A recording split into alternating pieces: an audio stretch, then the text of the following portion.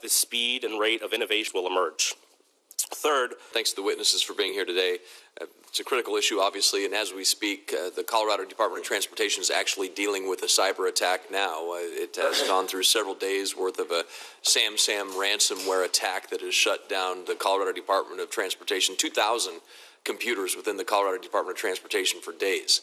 And so this isn't just something that we should worry about for tomorrow. This is something that we should have been worried about a long time ago, and were worried about a long time ago, and need to worry even more about how we address this today so that we can prevent these kinds of things from spreading even further into hospitals, into roads, into other places. So thank you for being a part of that solution and bringing these ideas forward, because you were worried about this a long time ago. You are worried about it today, and a part of the solution going forward, and I thank you for that.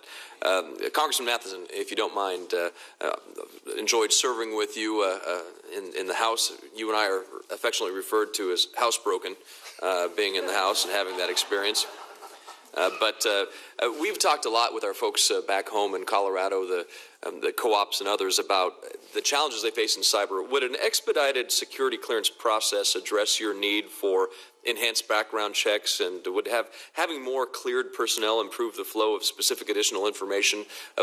Example, we had a hearing of, I believe it was last Congress, where somebody had said that they were told by a security audit that they had a piece of equipment that wouldn't pass federal standards, but they were then told that they couldn't tell them what that piece of equipment was because they didn't have the right clearance. Right. Now you raised a really important issue, and that is the internal threat, the human threat. And what we propose, and it's not just the co-ops, I think the electric industry in general feels this way, is we would like access where we could have FBI background check clearance to really check on key employees. Either the industry's willing to pay for that, and we don't even want the information, the personal information. The FBI can keep that, but we would like to have that capacity to have key employees go through that security check process. I think that would be important risk mitigation for the utility industry in terms of having better confidence in the people that have access to sensitive information. And thank you for that. And for those members that do have clearances, do they have difficulty trying to find or access classified briefing space? Is that a problem as well? Or?